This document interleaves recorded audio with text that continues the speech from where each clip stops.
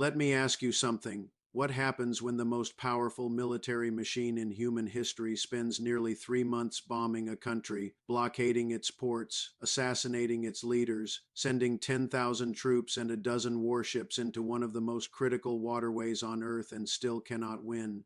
What happens when the President of the United States flies to Beijing on a state visit with America's most powerful CEOs in tow, sits across from Xi Jinping at the Temple of Heaven, gets treated to a 1,000-year-old garden tour and a state banquet, and flies home with almost nothing to show for it? What happens when that same president calls the trip fantastic, brags about deals, and the Chinese Ministry of Commerce does not confirm a single major agreement? What happens is exactly what we are watching right now in real time. And if you are paying close attention, it is one of the most extraordinary strategic collapses in modern American foreign policy history. Here is the timeline, and it matters because this is not speculation. This is what actually happened on the ground in the last 72 hours alone. On February 28, 2026, the United States and Israel launched surprise air strikes on Iran, assassinated Supreme Leader Ali Khamenei, and expected Iran to collapse within weeks. The Trump administration told Congress and the American people this would be a 4 to 6 week operation. That was nearly 3 months ago. Iran did not collapse. Instead, it did something the Joint Chiefs of Staff had warned Trump about before the war even started. It closed the Strait of Hormuz. That one move strangled 25% of the world's seaborne oil trade and 20% of global liquefied natural gas exports in a single moment. Trump dismissed the warning. He told his team Iran would capitulate. He said if they closed the strait, the U.S. military could reopen it. Fast forward to today, May 17, 2026. The strait remains effectively closed to most commercial shipping. The U.S. has 10,000 troops enforcing a naval blockade. Iran is still standing, and Trump just returned from a 2-day visit to Beijing where he asked Xi Jinping to pressure Iran, and she said no in the most diplomatically elegant way possible. This is the situation, and we are going to go through all of it today, section by section, because there are 5 different layers to this story that most Western media is completely failing to explain. Layer 1 is the Iran war and the Strait of Hormuz deadlock. Layer 2 is what actually happened at the Trump-Xi-Beijing summit, because the White House version and the reality are 2 completely different stories. Layer 3 is the Putin factor, because Vladimir Putin is arriving in Beijing on Tuesday, May 19th and 20th. Literally days after Trump just left, and this is not a coincidence. Layer 4 is the BRICS crisis that exploded in New Delhi this week, where Iran and the way nearly came to blows at the same table. And Layer 5 is what all of this means for the so-called American grand strategy and whether it still exists at all. So let us begin, because the story starts not in Beijing. It starts in the Strait of Hormuz, where a waterway 33 kilometers wide at its narrowest point has become the single most consequential piece of geography on Earth right now, and Iran controls it. And the United States, for all its aircraft carriers and destroyers and B-52 bombers, cannot change that fact without consequences so catastrophic that even Trump's own generals are afraid to push it further. This is the trap, and the question is, did the Trump administration walk into it with their eyes open, or were they genuinely this blind to what was coming? Based on everything we know now, the answer is a combination of both. They were warned, they dismissed the warnings, and now they are stuck. Let us explain exactly how we got here, what happened in Beijing this week, what Putin's visit means, and where this all goes from here. Stay with us because this is important. On the morning of February 28, 2026, as American and Israeli jets completed their first wave of strikes on Iranian territory, the Islamic Revolutionary Guard Corps did something that had been theorized for decades but never executed at scale. They activated what military analysts now call the Hormuz Protocol within hours. Of the strikes, ERG commanders were transmitting warnings via VHF radio to every vessel in the Strait of Hormuz. No ships were permitted to pass. Iran had not formally declared a blockade under international law, but it did not need to. The message was clear. You pass through our waters, we cannot guarantee your safety. Within 24 hours, shipping traffic through the strait had dropped by 70%. Tanker operators worldwide suspended transit operations. Insurance premiums for vessels attempting to pass skyrocketed, and 20% of the world's oil and gas supply was suddenly in limbo. The Joint Chiefs of Staff had briefed Trump on exactly this scenario before the war began. The briefings were direct. If you attack Iran, there is a very high probability they close the strait. Trump acknowledged the warnings. He dismissed them. He told his team that Iran would likely capitulate rather than escalate, and that if they did close the strait, the U.S. military could reopen it quickly. That assessment was wrong on both counts. Iran did not capitulate, and reopening the strait has proven to be far more complex and far more dangerous than anyone in the Trump administration publicly acknowledged. Here is why. Iran deployed a combination of drone swarms, naval mines, and fast attack boats that made safe passage genuinely impossible for commercial vessels. The U.S. military can destroy Iranian boats. It has already sunk 6 small Iranian vessels in one engagement alone. But the mines are a different problem entirely. In one of the most alarming developments of the conflict, reports emerged that Iran had lost track of some of the mines it planted in the strait. This means Iran itself cannot fully clear the waterway even if it wanted to. The strait is not just politically blocked. Parts of it are physically dangerous in ways that cannot be resolved by military force alone.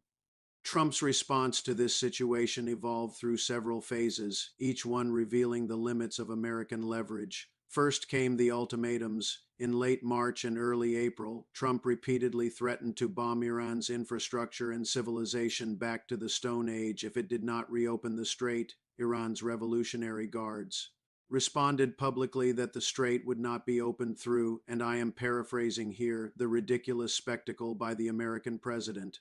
Then came the ceasefire. On April 8th, a temporary 2-week ceasefire was agreed.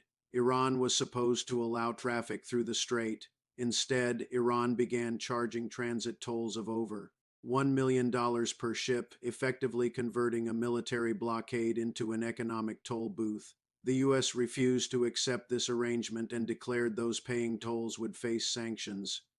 Then came the Islamabad talks. On April 11th and 12th, US and Iranian negotiators met in Pakistan for what was supposed to be a breakthrough negotiation. G.D. Vance was there personally. The talks collapsed without an agreement. After the failure, Trump declared a full US naval blockade of Iranian ports beginning April 13th, deploying over 10,000 American military personnel supported by more than a dozen warships and dozens of aircraft to enforce it.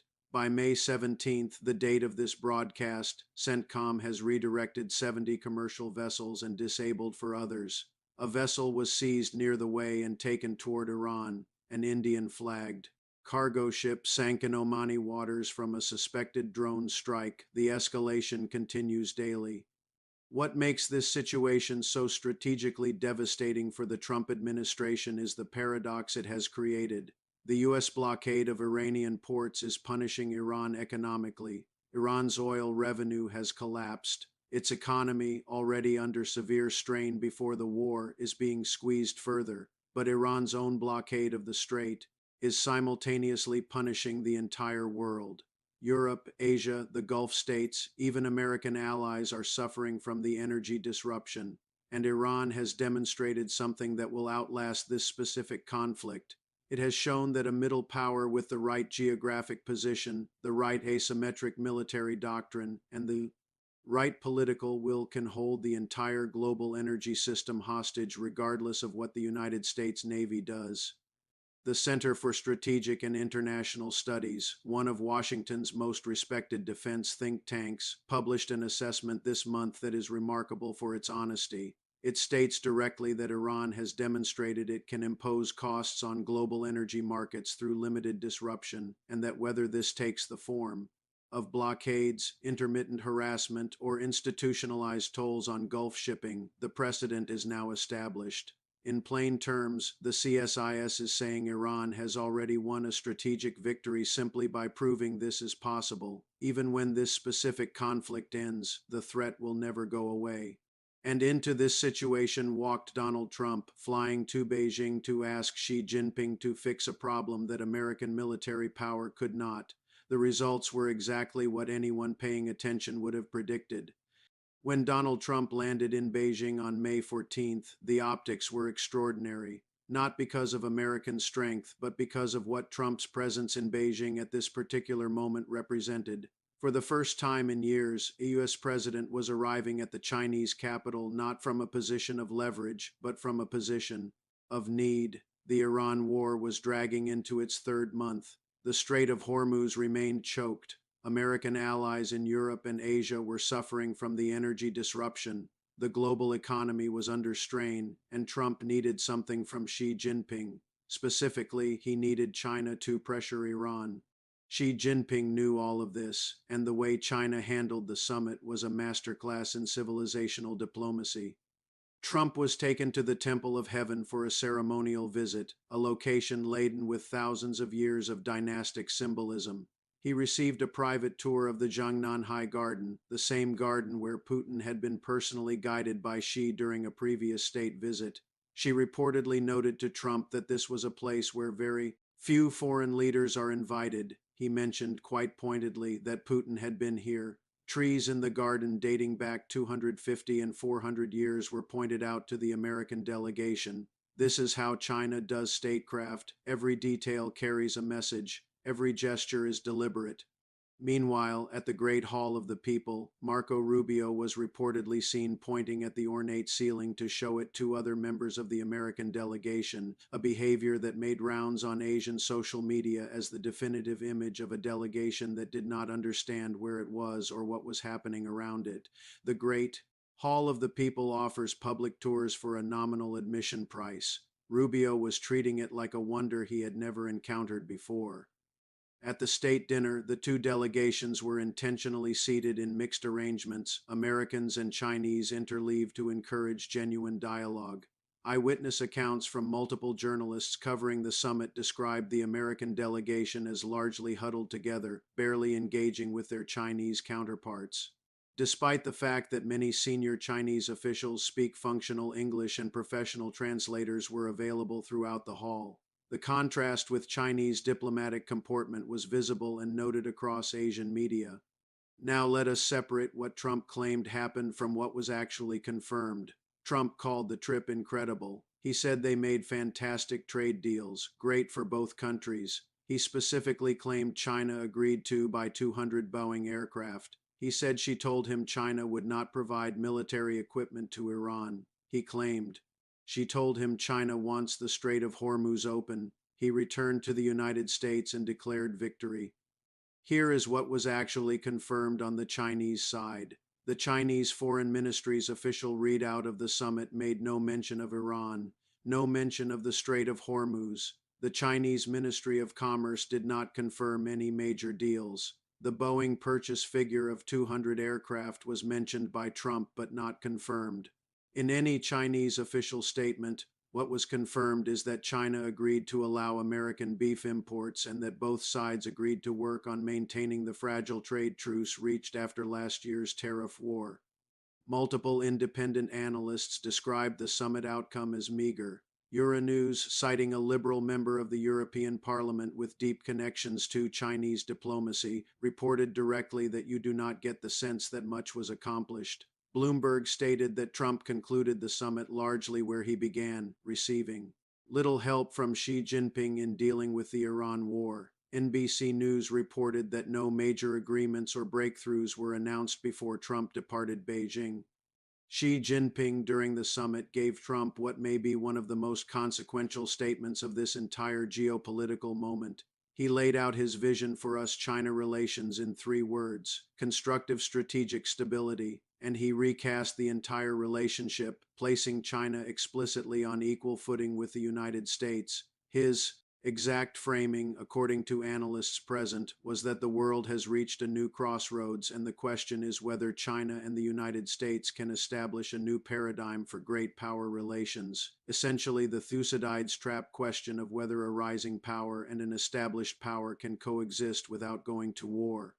The message on Taiwan was even more direct. She warned Trump that mishandling China's claims on Taiwan could cause, in his words, clashes and even conflicts. This was not ambiguous diplomatic language. This was a red line stated clearly in front of the entire American delegation. Marco Rubio attempted to downplay the warning afterward, saying US policy on Taiwan is unchanged, but the fact that he felt the need to say this publicly is itself revealing. What Trump got from Beijing was pageantry, warmth, rose seeds as a gift, and a toast to his health. What he did not get was Chinese pressure on Iran, a breakthrough on Taiwan, NVIDIA chip export permission, or any concrete commitment that changes the strategic landscape of the Strait of Hormuz. China is Iran's largest trading partner and the biggest buyer of Iranian oil. Chinese tankers are already transiting the strait under special arrangements. China has no strategic interest in pressuring Iran on America's behalf without getting something massive in return, and America had nothing massive to offer. Less than 24 hours after Donald Trump boarded Air Force One and departed Beijing Capital International Airport on May 15th, the Kremlin made an announcement. Vladimir Putin will arrive in Beijing on May 19th and 20th for a two-day state visit. The timing is so precise it borders on theatrical. Trump leaves Friday.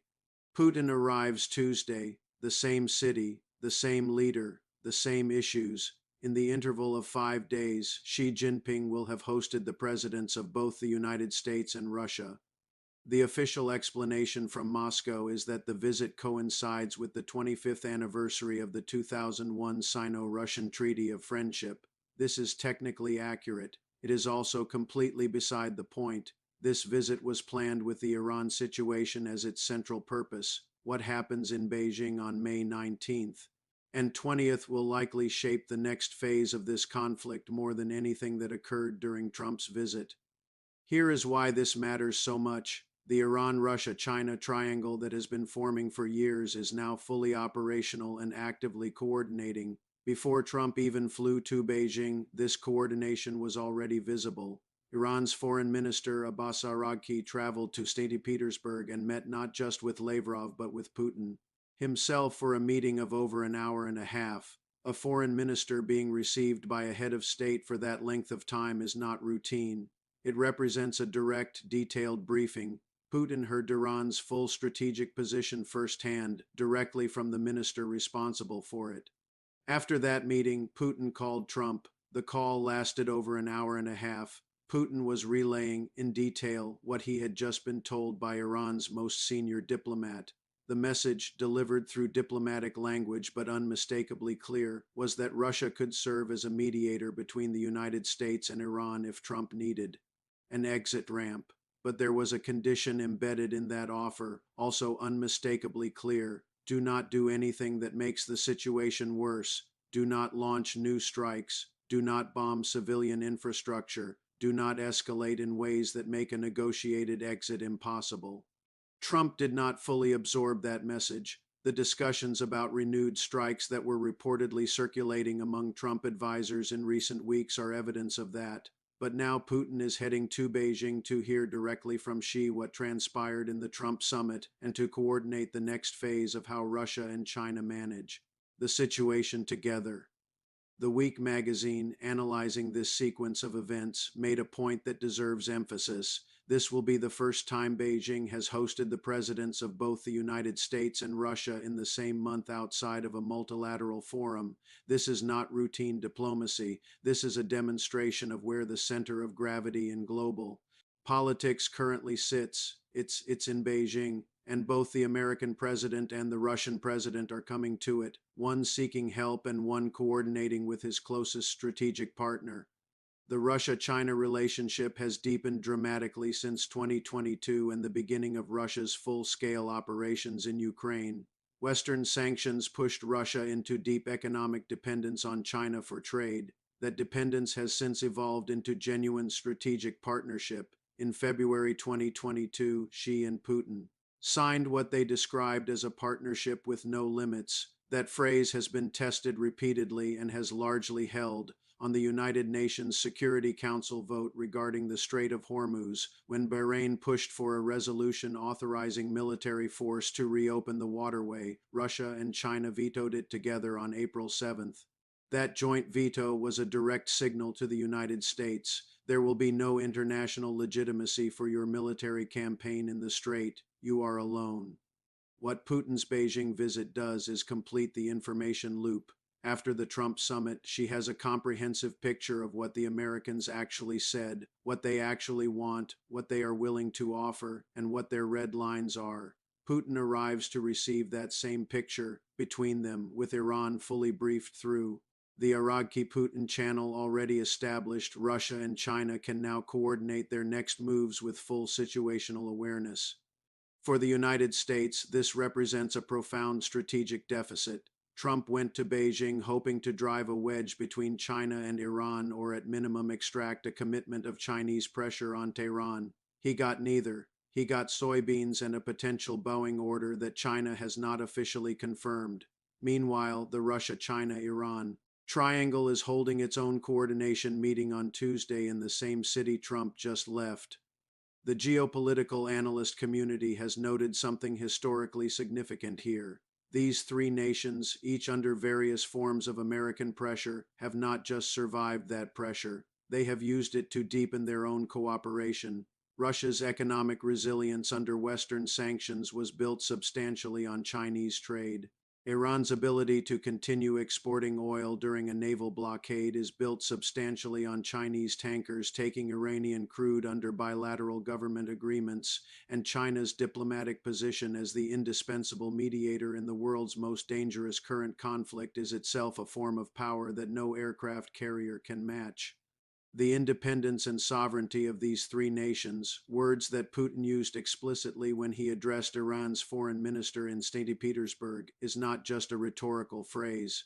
It is the organizing principle of a new bloc that is reshaping the international order in real time, and that reshaping is happening with or without American permission. While Trump was meeting Xi in Beijing on May 14th, something equally significant was happening 2,000 kilometers away in New Delhi. The BRICS foreign ministers were gathered at the Bharat Mandapam Conference Center for a two-day meeting that was supposed to demonstrate the bloc's unity and relevance. Instead, it ended without a joint statement and with two full member nations nearly in open confrontation at the same table.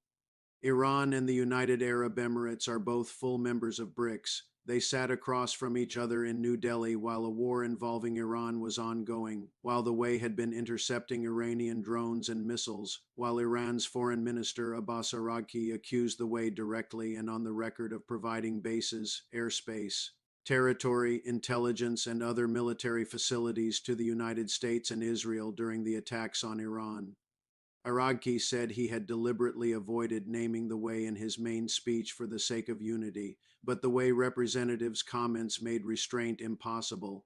Araghchi then stated what every person in that room already knew, but no one wanted to say: the Way was directly involved in the aggression against Iran when the attacks started. Abu Dhabi did not even issue a condemnation. India, as chair of the meeting, attempted to hold things together. Foreign Minister Jai Shankar called for safe and unimpeded maritime flows through the Strait of Hormuz and the Red Sea. He spoke about the importance of dialogue, but no form of diplomatic language could paper over a rupture this deep. The meeting ended with India releasing only a chair's statement rather than a joint BRICS declaration, which is the clearest possible signal that consensus was impossible. This is a fundamental problem for BRICS that Russia and China now have to solve before the full BRICS summit scheduled for September in New Delhi. The bloc was designed on a principle of equal voice for all members. But when you have members fighting a proxy war against each other through American and Israeli military operations, the equal voice principle becomes paralyzing. You cannot have Iran and the Way in the same room reaching consensus on anything connected to the current conflict. Sergei Lavrov was present in New Delhi. His demeanor was described by observers as uncharacteristically somber. Lavrov has been one of BRICS's most consistent and enthusiastic champions. He has spoken repeatedly about it as the organizational backbone of the multipolar world. In New Delhi, he was not triumphant. He was a man assessing damage and calculating what could still be salvaged. Russia and China are now the two powers most capable of holding BRICS together, but doing so will require a fundamental change in how the bloc operates. It may require an informal hierarchy within a formally egalitarian structure. Russia and China plus potentially Brazil under Lula, who maintains strong personal relationships with. Both Putin and Xi regarding BRICS's long-term vision would need to coordinate core decisions while allowing the more fractious members to participate in form but not to hold veto power over substance. There are also potentially transformative developments on the question of BRICS membership expansion. Pakistan has been increasingly visible as a potential full member. Pakistan opened 6 overland corridors with Iran during the conflict, providing critical land routes for Iranian trade that partially offset the Hormuz blockade. Pakistan opened its Gwadar port to Iranian commercial traffic, an extraordinary strategic gesture that transformed Gwadar from China's primary partner port in the region into a jointly shared facility serving both Chinese and Iranian commercial interests. Pakistan's foreign minister mediated the Islamabad talks between the US and Iran, elevating Pakistan's international standing significantly in the process. China was behind Pakistan's mediation role from the beginning. After the four-nation Sunni consultation that took place in Islamabad involving Egypt, Pakistan, Saudi Arabia, and Turkey, Pakistan's foreign minister flew immediately to Beijing to brief Wang Yi. China blessed and encouraged everything Pakistan was doing. The message from Beijing was clear: Pakistan is earning its place in the new multipolar architecture. From an Iranian perspective, bringing Pakistan fully into BRICS makes both strategic and practical sense. China would support it, Russia would support it, and Pakistan's membership would create a land corridor of BRICS-aligned states from Russia through Central Asia to Iran to Pakistan to China that would make American attempts at economic isolation structurally much harder to sustain. The challenge is India. India and Pakistan's relationship is historically fraught and currently no less complicated. India hosts the BRICS summit in September. For India to champion Pakistani membership, or even to remain neutral on it, would require a political calculation of enormous complexity, but the pressures pushing toward it are real. India itself is not aligned with the American position on the Iran war. India was affected by the Hormuz closure. India imports significant quantities of Persian Gulf oil. India has maintained its strategic autonomy posture consistently throughout this crisis.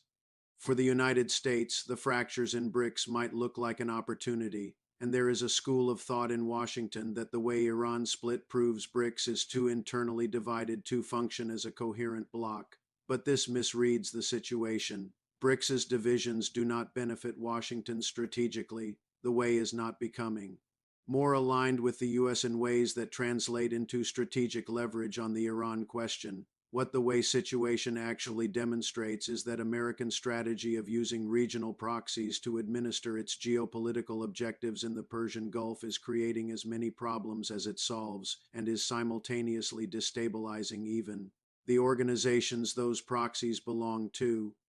The deeper reality, the one that the next months will make increasingly undeniable, is that the multipolar world is not a Western liberal fantasy or a Russian-Chinese propaganda talking point.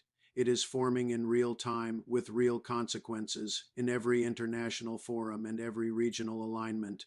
BRICS is one arena. The Shanghai Cooperation Organization is another. The INSTC, the International North-South Transportation Corridor, is another. The Iran-Pakistan corridor is another. Chinese tankers transiting the Strait of Hormuz under bilateral government deals while the US Navy redirects 70 other vessels around them is another. What Trump's Beijing visit ultimately revealed, and what Putin's Beijing visit will quietly confirm this coming week, is that the United States is no longer the only conversation in the room.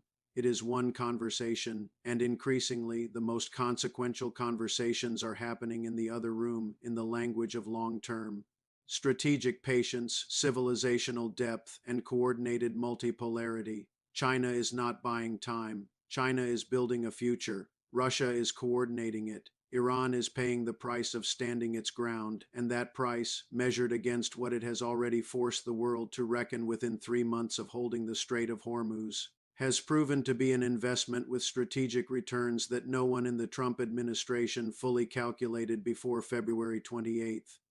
The trap was set, America walked in, and the question now is not whether Washington can reverse course. The question is whether anyone in that administration understands clearly enough what has happened to even begin trying.